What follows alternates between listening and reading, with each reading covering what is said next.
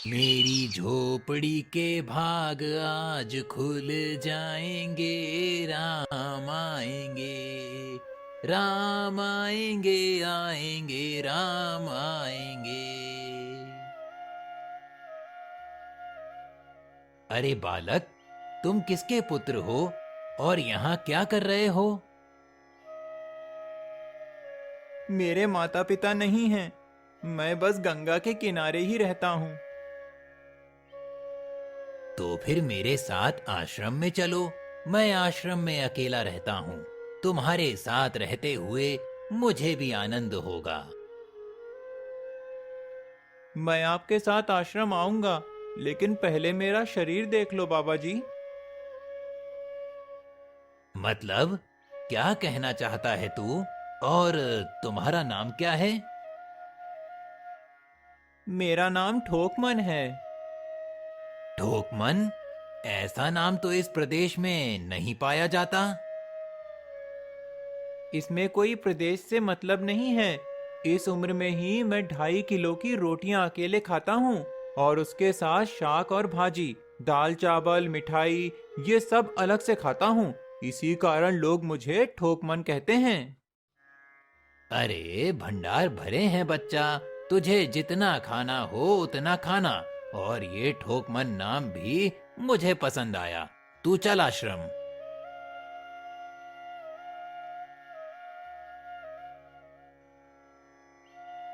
आप कहेंगे उतना काम करूंगा बाबा जी, लेकिन खाना खिलाने में कोई कमी मत रखना।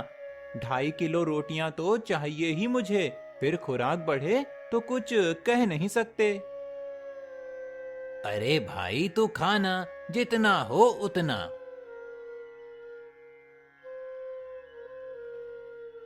ये आश्रम है। यहाँ तुझे जितना खाना हो उतना खाना। लेकिन हमारे आश्रम का एक नियम है कि एकादशी के दिन उपवास करना होता है। मतलब, उपवास में क्या करना होता है? उस दिन आश्रम में चूल्हा नहीं जलेगा। उस दिन भूखा ही रहना होता है। वो महीने में कितनी बार आती है? 2 बार। तो 2 दिन भूखा रहना पड़ेगा। हाँ। नमो नारायणा, मैं जा रहा हूँ। पर क्यों? नहीं बाबा जी, एकादशी के उपवास करने पड़े ये मुझे पसंद नहीं है। 2.5 किलो रोटियां तो चाहिए ही मुझे। वो जो भी नियम हो, या नियम सुधारो या मुझे जाने दो। ठीक है। तू खाना, लेकिन आश्रम में चूल्हा नहीं जलेगा। मुझे बचपन से ही गरीबी ने कई कलाएं सिखा दी हैं। मुझे रसोई बनाना आता है। तो फिर आटा सब्जी लेके आश्रम से दूर जंगल में जाके वहां रसोई बनाकर पका लेना। पर बेटा, अभी भी कह रहा हूँ, आश्रम के नियम का उल्लंघन मत करना। बाबा जी, तो फिर मुझे जाने दो। ओ ठोकमन, हमारे आश्रम में ये नियम है कि ठाकुर जी को भोग लगाकर ही पाया जाता है। तुम एकादशी के दिन ये सब कर रहे हो, उसमें मैं मना नहीं करता। पर ठाकुर जी को भोग लगाकर ही पाना। तू मूर्ख है। तुझे कैसे समझाऊं? मतलब, भोग लगाने पर वो सामने रूबरू आ जाएंगे, तो फिर ज्यादा सामान दो। भगवान नहीं आते। सिर्फ तुझे भावना करनी है। जब रसोई तैयार हो, तब थाली के सामने बैठकर 2 हाथ जोड़कर ठाकुर जी को खाना खाने बुलाना। ठीक है बाबा जी, एकादशी के दिन आप बस रसोई का सामान दे देना। मैं जंगल के भीतर शांत जगह पर जाकर खुद ही रसोई जमा कर भोजन बना लूंगा। एकादशी का दिन आया। ठोकमन अपनी रसोई बनाकर बैठा था। गुरुदेव के ठाकुर, अब खाना खा लो। राम जी प्रकट होते हैं। राम जी भोजन करने लगते हैं। ओ भैया, आप कौन हैं?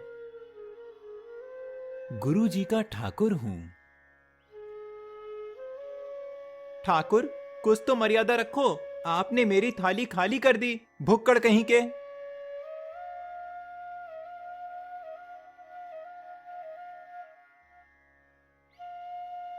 तूने एकादशी की ही नहीं, मुझे अच्छा नहीं लगा। खाना खाया? क्या खाऊं, बाबा जी का ठुल्लू? ये आपके ठाकुर मान मर्यादा या विवेक समझते हैं, या समझ ही नहीं आता। एक तो एकादशी नहीं की और ठाकुर को क्यों अपवाद कर रहा है? तो क्या करूं? आपके कहे अनुसार मैंने हाथ जोड़ के बोला, गुरुदेव के ठाकुर पधारो। ऐसा कुछ नहीं, आकर सीधा खाने लगा। मेरी बात पूरी हो उससे पहले सब निपट गया, भुक्कड़ कहीं का। भगवान थोड़ी तेरे पास आएंगे। एक तो खाना भी खा लिया और झूठ भी बोल रहा है। मैं झूठ नहीं बोल रहा बाबा जी। कल एकादशी है। हाँ गुरुजी, मैंने कैलेंडर देख लिया है। कल मैं 2.5 किलो आटा नहीं लूंगा, 5 किलो आटा लूंगा। आपका ठाकुर आता है, 2.5 किलो का खाना उनका और 2.5 किलो का मेरा। तुझे जितना लेना हो उतना ले लेना। ठाकुर जी को अपवाद क्यों कर रहा है? कुछ दिनों के बाद फिर से एकादशी आई। गुरुदेव के ठाकुर, आप खाना खा लो। अकेले अकेले कहाँ जा रहे हो स्वामी? मेरा एक भक्त मुझे भोजन के लिए बुला रहा है। तो फिर मुझे भी साथ ले चलिए। पर जानकी, वहाँ पर 2 लोगों के लिए भोजन की व्यवस्था नहीं है। कोई बात नहीं, जितना भी होगा हम आधा आधा बांट लेंगे। चलो, वो लड़का कुछ भी बोले, उनकी तरफ ध्यान मत देना। ठाकुर, ये बहन कौन है? ये मेरी पत्नी है। तो आप शादीशुदा हैं? पहले बोले होते, अकल है कि नहीं? खाओ खाओ।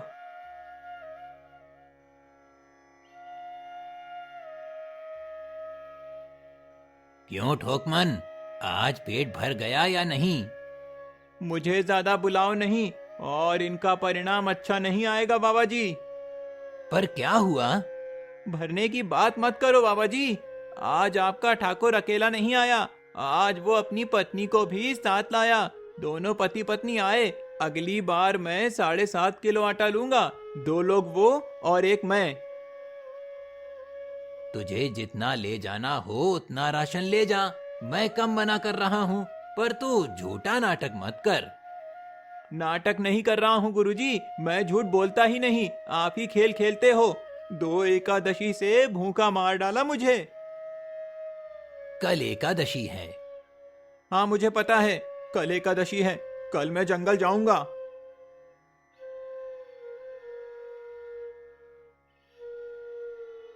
आप दोनों अकेले अकेले कहाँ जा रहे हो? मैंने दिन रात आपकी सेवा की है, और अब भंडारे में खाने अकेले चले जाओगे? लक्ष्मण, तुम्हारा स्वभाव बहुत तेज है। वो लड़का कुछ भी कहे, मगर तुम शांत रहना, उसे कुछ मत कहना। ठीक है, नहीं बोलूंगा। गुरुदेव के ठाकुर, अब कृपया खाना खा लो। ओ भैया, ये दूसरा कौन है? वो मेरा छोटा भाई है। आप जरा ये बताइए, आपके घर में कुल कितने सदस्य हैं, ताकि मुझे राशन का ठीक से अंदाजा लग सके।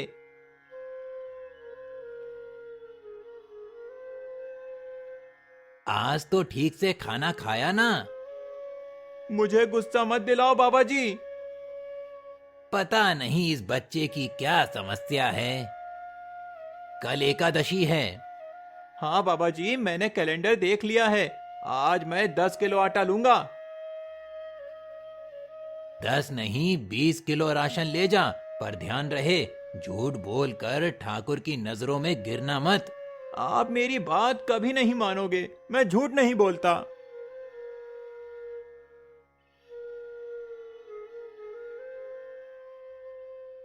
गुरुदेव के ठाकुर, अब खाना खा लो। आज मैं भी आपके साथ चलूंगा प्रभु। चलो हनुमान, वहां ज्यादा मत बोलना, बस चुपचाप भोजन पा लेना। ठाकुर, ये दूसरे भैया कौन हैं? वो मेरा सेवक है। खा लो खा लो। कल एकादशी है। हाँ, मैंने तो पहले ही कैलेंडर देख लिया था।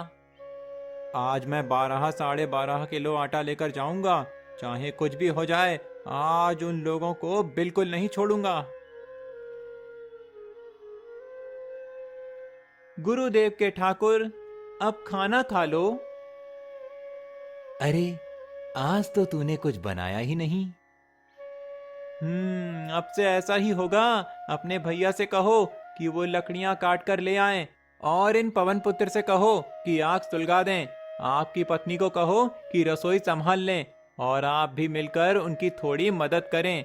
जब भोजन पूरी तरह तैयार हो जाए तो मेरी थाली अलग लगा कर रखना।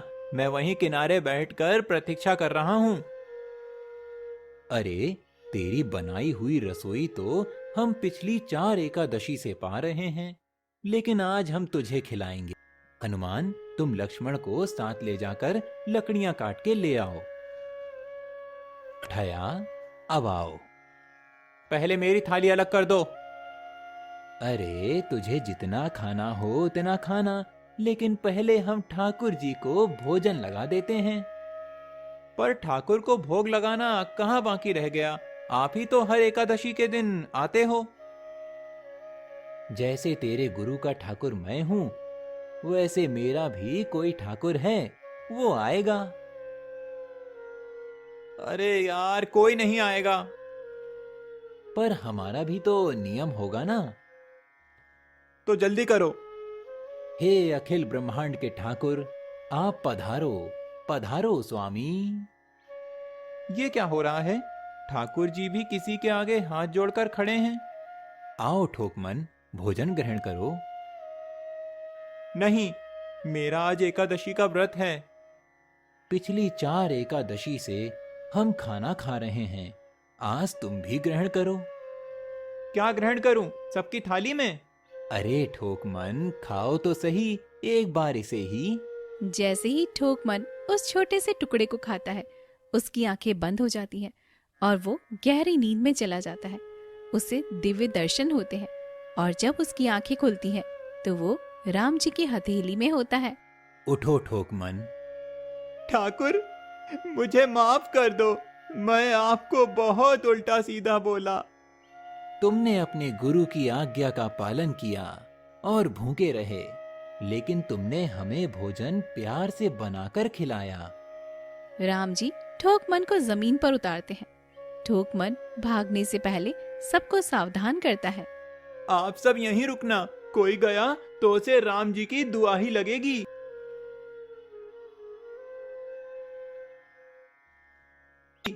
क्या हुआ? आपने कभी सच में ठाकुर जी को देखा है? क्या बकवास कर रहा है? बाबा जी, कृपया करके चलिए। मैं अगली बार से एकादशी का व्रत रखूंगा। तू महान है ठोकमन, तू महान है। वास्तव में मुझे मेरे राम के पैर पड़ना चाहिए, लेकिन फिर भी मैं तेरे पैर पड़ता हूँ, क्योंकि तेरी इस क्रांति की वजह से मैंने अपने ठाकुर को पाया। तूने मेरे हरि को प्राप्त किया। तू महान है। अरे, तू महान है।